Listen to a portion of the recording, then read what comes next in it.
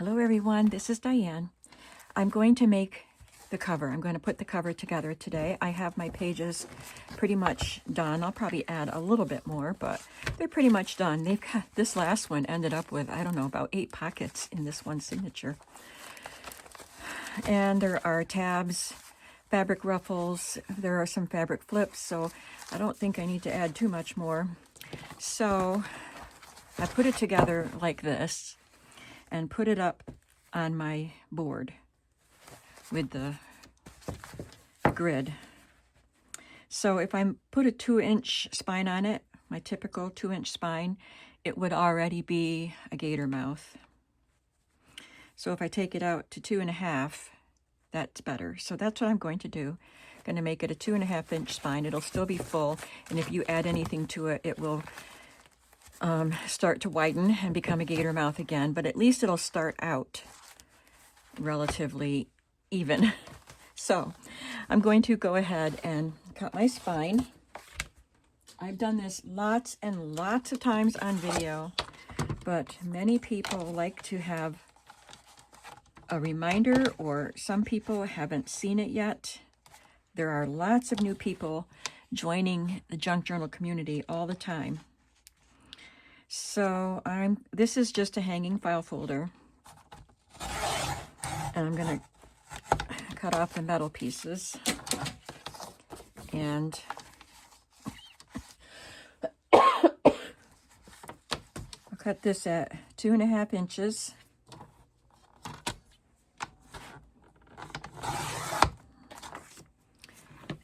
And the cover is, well, I'll just mark it.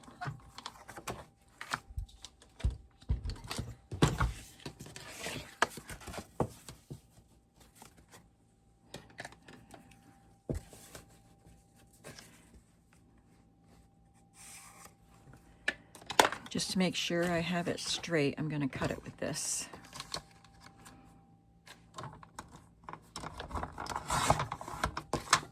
That was pretty good. These are 2 layers, so I'm going to glue them together to get a little more thickness. But I wanted the spine to be flexible. I don't know why, I just like the flexible spines. I do a lot of spines with the heavy chipboard, but sometimes I like the flexible ones.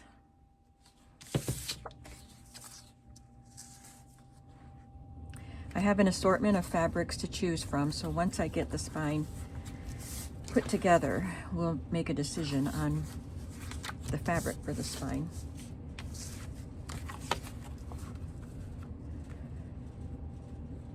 Actually seems a little bit tall.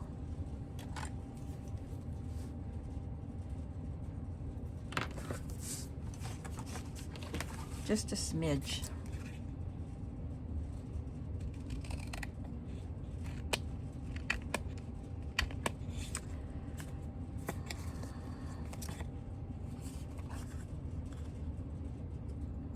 Went crooked and I can't get it straight going that way. There. That's better. I'm just laying it out so I can make sure I have a large enough piece of Tyvek to span the spine and go onto the covers. Now, many people don't use Tyvek. It's just my personal preference because I've been doing it for years and years. But if you use fabric, the fabric is going to hold your spine together just fine. This just provides a little more stability as far as, like, this is flexible, but I think this will add more stability to the movement. And you can't tear it. You can cut it, but you can't tear it. Tyvek is Tyvek if you wanted to look it up on Amazon. If you can't find the sheets like this, 'cause sometimes you can't, but you can get an envelope, package of envelopes, and then cut the envelopes up. But if I can find the sheets, that's what I get, just because it's easier for prep. Anyway, you can't tear it, so it's very sturdy for holding your signatures together, your your spine together.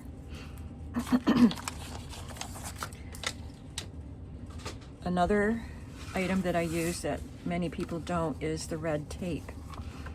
But again, this is how I learned it, and this has worked for me, so I'm going to continue to do it this way. I'm just going to take a wet wipe and see if there's any surface dirt that needs to come off, because these covers are very old and they look dirty. See, there's some dirt on that.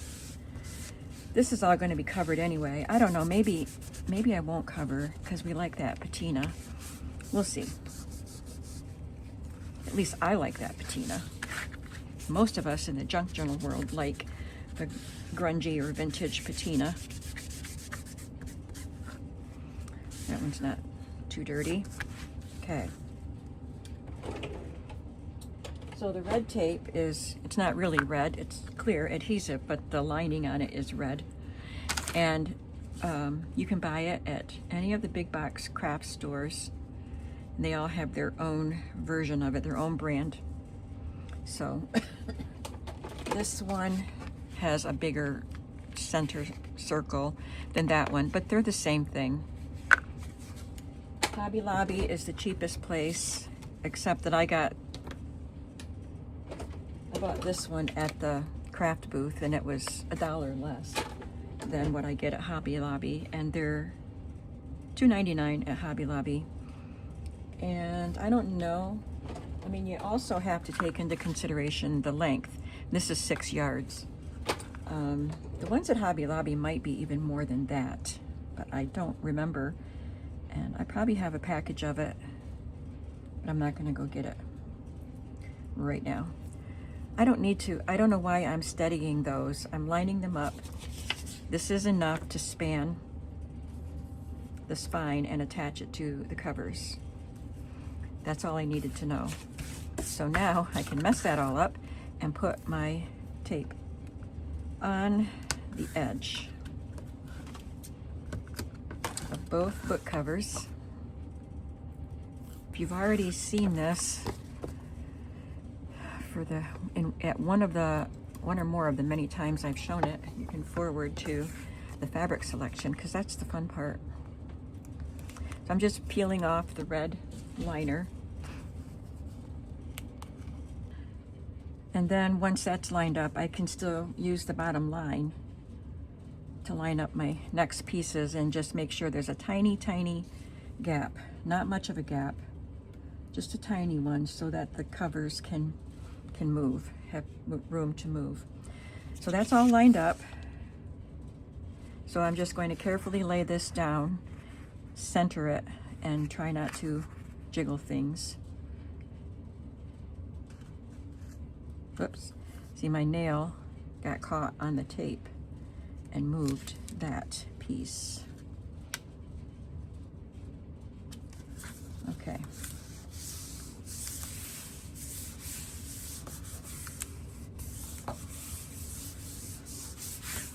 And now we have a cover. So now the fun part, we can pick out some fabric. I didn't want to focus on any one color. I could have selected a color that's on here, like this teal that's kind of prominent. And I could have focused on that and chosen something like that. That would be nice. But I kind of wanted to bring in as many of these colors as I could. So I don't know if I have anything that I'm going to be satisfied with, but I grabbed a bunch. So I like this. It's got the teal background, but it has other colors. And it's the girls in the window reading books. And it would be enough just to cover the outside.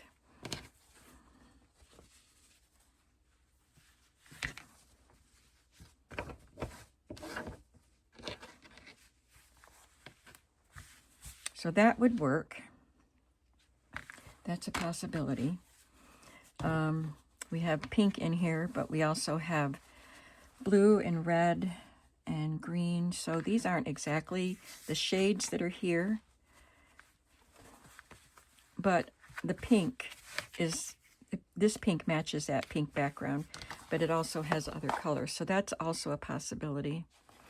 I wish the shades were more like those shades, but I couldn't find anything like that.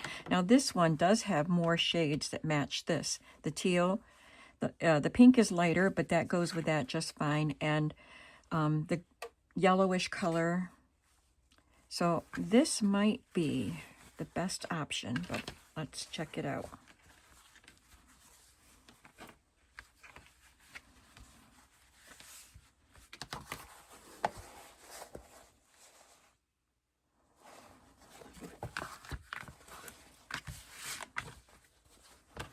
Do we want this one, or do we want, let's see, I like that one, or do we want this one?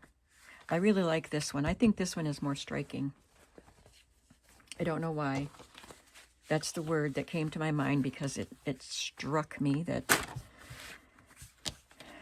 I like this better, that's all. Process of elimination. Pick out a couple favorites and then try them both again, and whichever one just looks like the right one to you is the right one. Somebody else might disagree.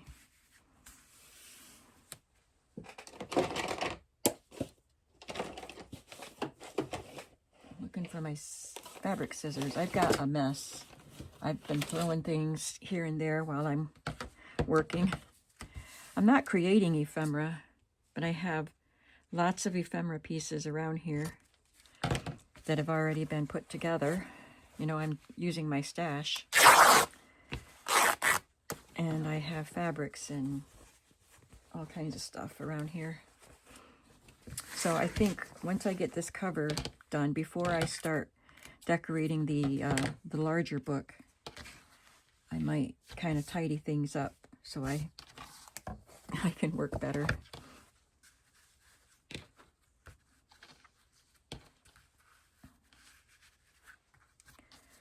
I'll probably just go ahead and put a 2.5-inch spine on the larger journal also.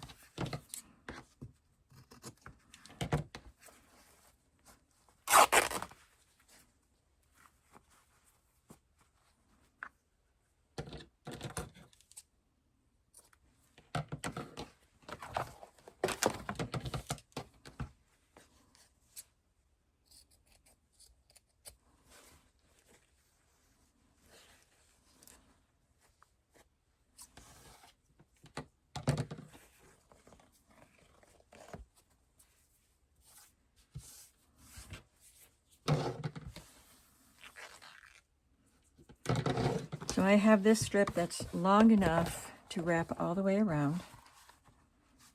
If I used that piece with the girls in the window, it would have just wrapped around here and here, and then I would have had to put a contrasting piece to finish it up, which I've done. But I like just being able to wrap it around. I have fewer raw edges that way. Oh, I forgot to refill my glue bottles before I turn the video on.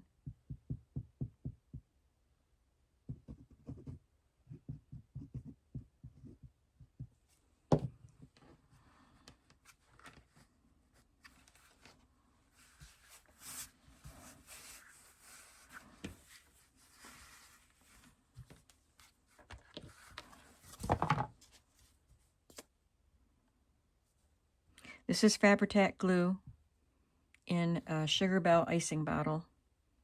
So you can find Fabri-Tac at Walmart and in craft stores.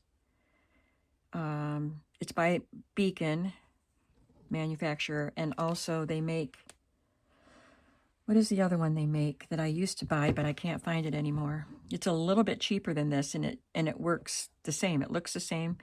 I'm sure there is a difference, but it worked just as well as this. There was Fabri-Tac and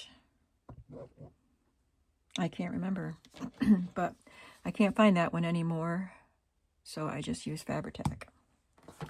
And I put it in the icing bottle because the Fabri-Tac nozzle is ridiculous. So I get this Sugar Bell icing bottle from Amazon. You get a pack of 2, and it comes with the fine tip nozzle, but it has a hole in it, so you have to plug the hole. and you have to use a stainless steel rust-proof pin.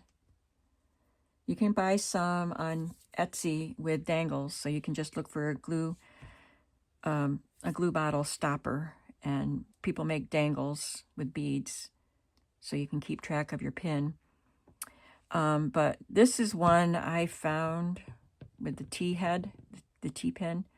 Got it on Amazon, but it comes with different sizes, and some of them are too thick to go in here, and none of them work in this nozzle that comes with the art glitter glue. None of the T-pins are thin enough for this, so this came with my bottle. But I think I found some on Amazon that were rust-proof, but they're very short. But it does work for this bottle. So I hope that was helpful information.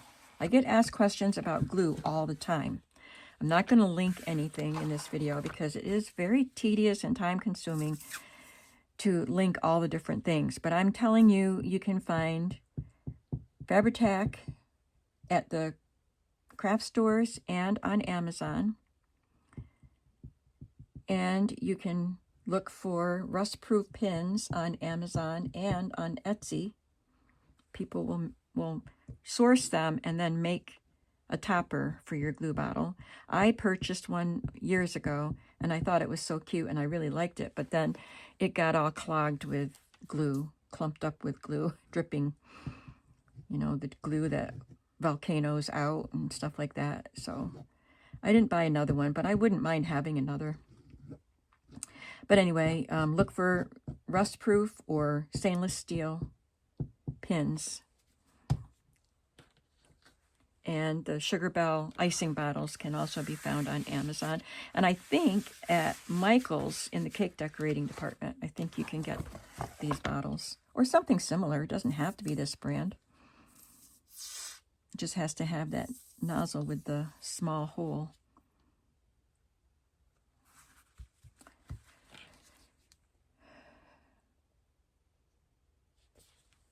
Okay, there's that. Now, I'll either put some trim here or I'll put paper over it.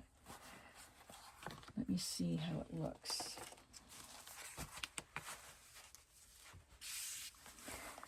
I kind of like the patina, the dirty look, but I think I'm going to look for some paper to...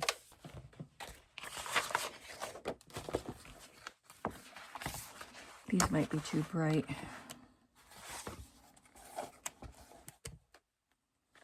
That would work.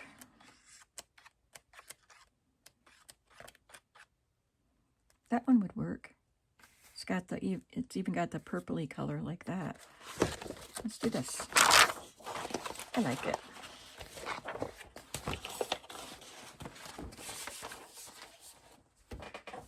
Wish I had a fabric like that. Wouldn't that be fun?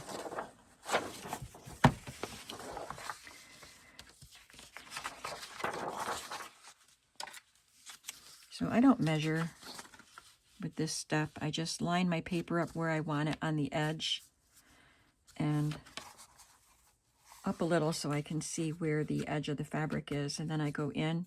It's got to be between the edge of the fabric and the bend. So I mark that, and then I bring it down into the corner so it's right at the bottom where it needs to be, and then I slide it this way so I can see the top, and I mark that. And then I'll cut 2 of those. Let's see if it's 6 inches. No, it is not. That means I can cut 2 with 1 piece of paper.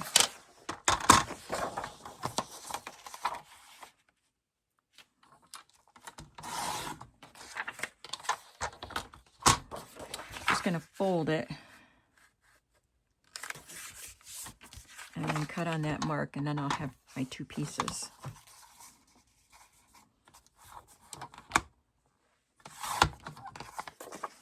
And I'll set these aside to be used in a different project. Maybe the next book, who knows?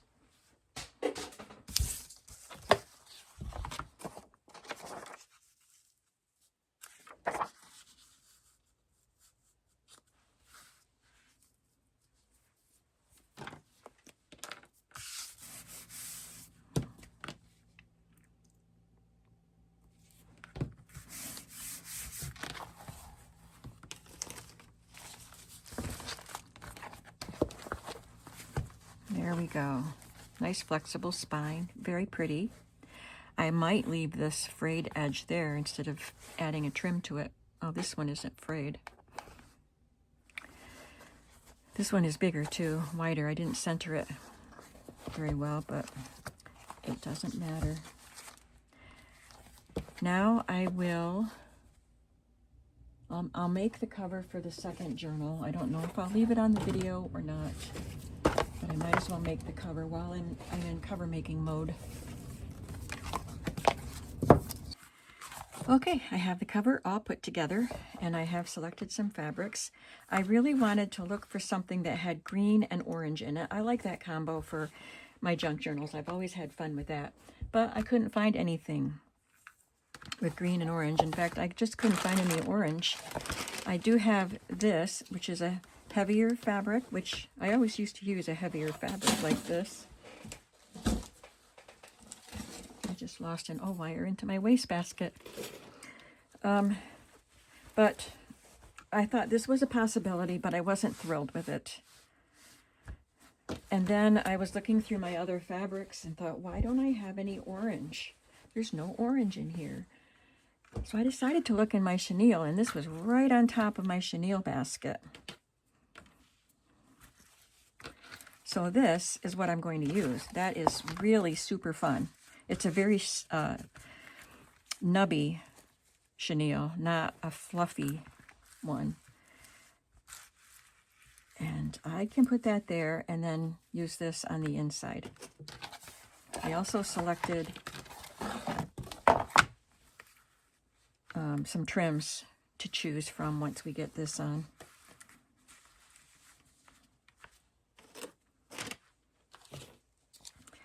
I don't think I can tear this fabric.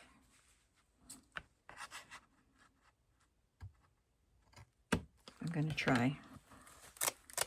No, it's got these threads that go across the yarns, or whatever they are.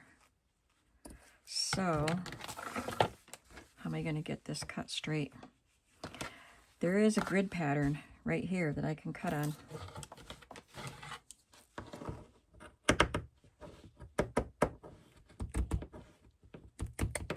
I mean, I could get out my mat and my quilter's rulers and my rotary cutter, but who wants to do all that?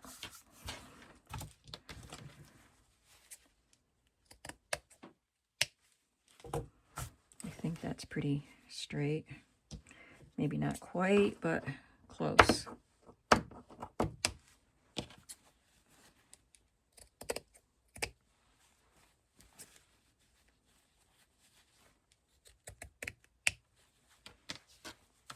See how it looks.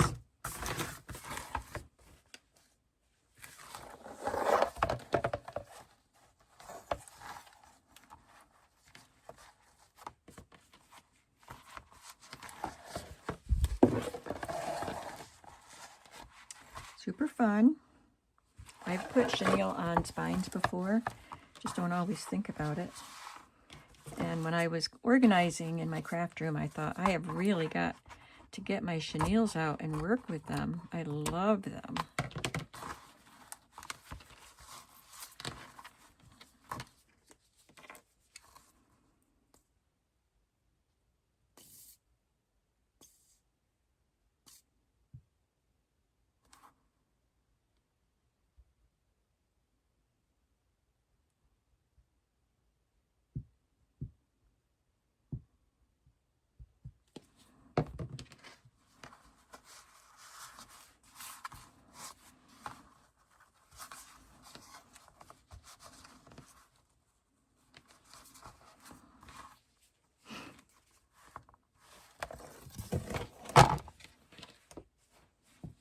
It's pretty nubby on the back side too.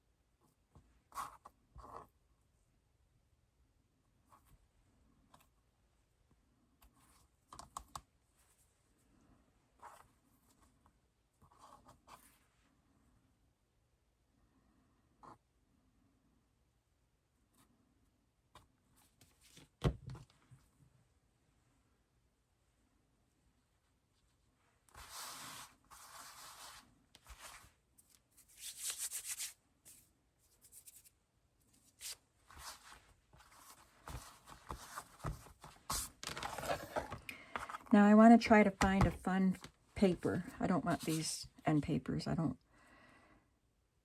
like the way it looks with these colors. So let's find something fun. Let's go back to this pad. We got bright colors on this cover.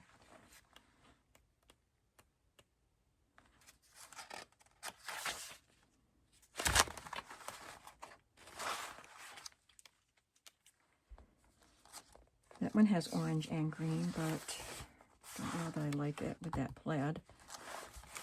That could be a fun one. Ooh, I like that.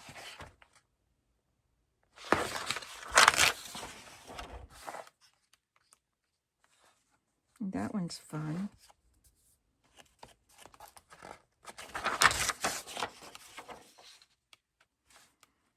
This is one of the inexpensive pads from, I got mine at Walmart. I'll show it to you. I'll show you the brand in just a minute. Lots of ones that would work in here.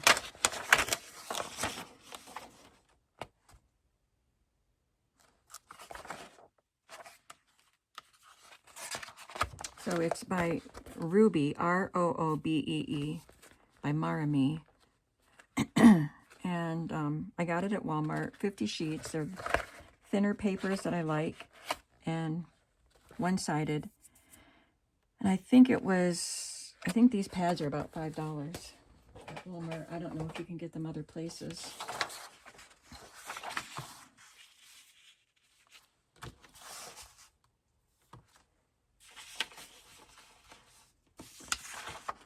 I think I would cut this more in the center, so I would waste some.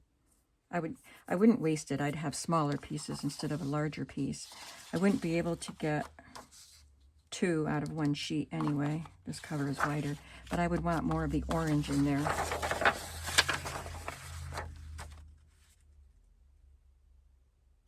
Okay, so that's a possibility. No. Goes between these two.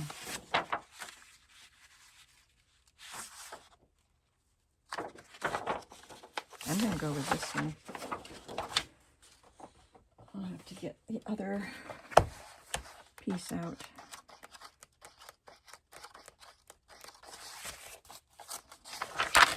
So it looks like 25 designs. Yeah, 25 designs, 2 of each.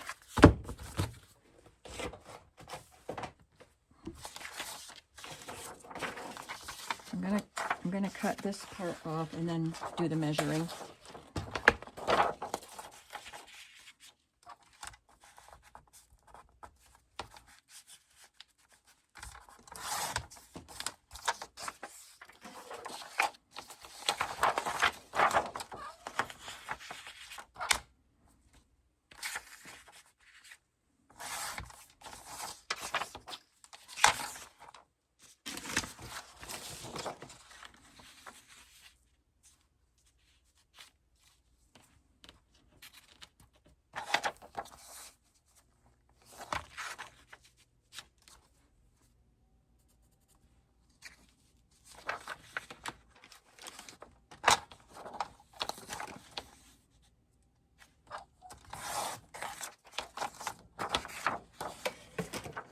And I want to make sure both of the orange strips stay on this paper. So if I do it that way, they'll both be on it.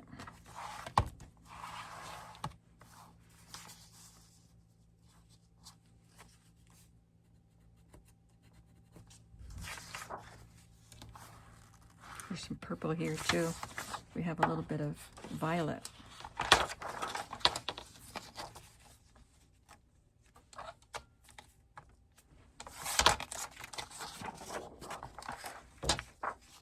Perfect. Of course, if I put a pocket on the front, we're going to cover that orange strip anyway, but no big deal.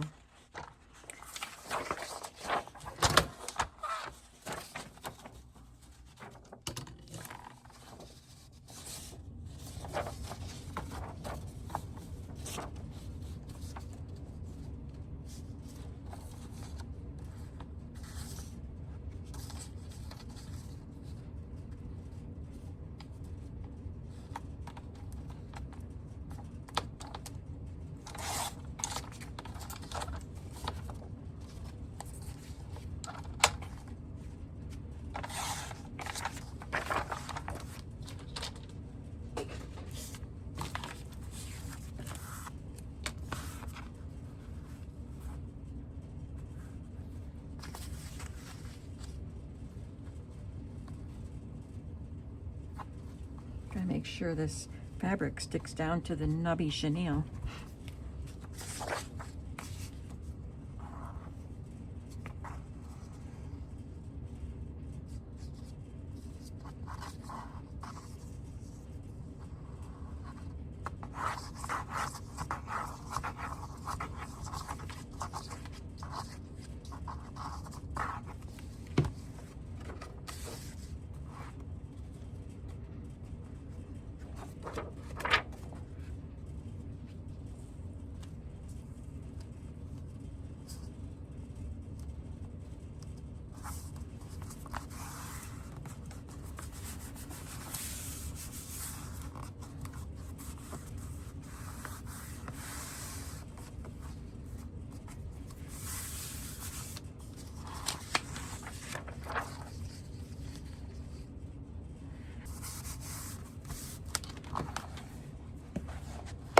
There, that's fun. Now we need to add some trim.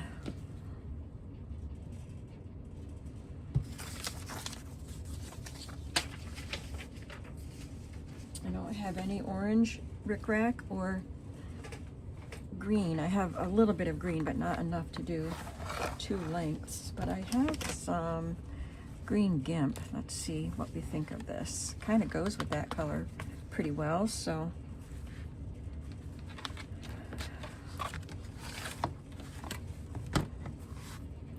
might use that. It's a little tricky on the thick chenille, and this is a thick trim.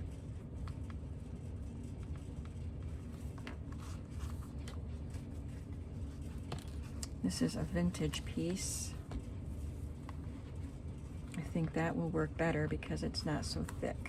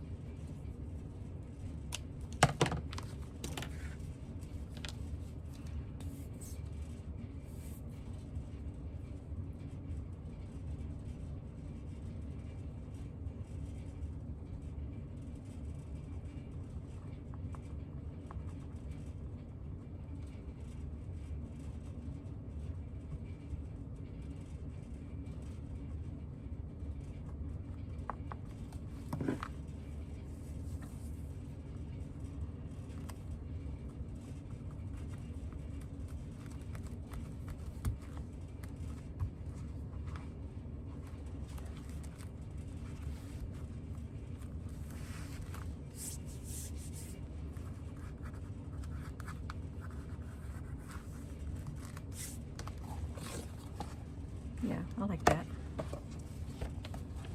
Oh, that's so fun.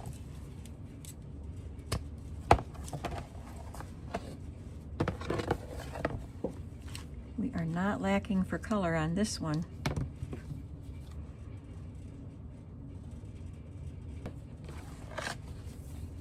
And we don't need to put trim on this side. We have the nice straight paper there. So that cover is done. I don't know if I'll add other embellishments, but it's done for now. I will probably add something to this. These edges are kind of raw in the corners, so there will be more added to this. And maybe I'll put some rickrack on the edges of the fabric. I love this. I like how squishy it feels. It's a fun book. So thanks for coming with me today, and I will be working on the pages of this journal this afternoon, and I'll probably sew this one in this evening and have that one ready. You'll be seeing some flip-throughs soon, maybe the next video, I don't know. I don't know if you want to see me decorate the pages of this. It's going to be like this one, just grabbing what I have, but it's going to be using the larger pieces. So I think I'll probably video it and then decide whether I want to show it, whether I want to publish it or not. So look for that one. I'll see you soon though, and I hope you're having a creative day. Bye.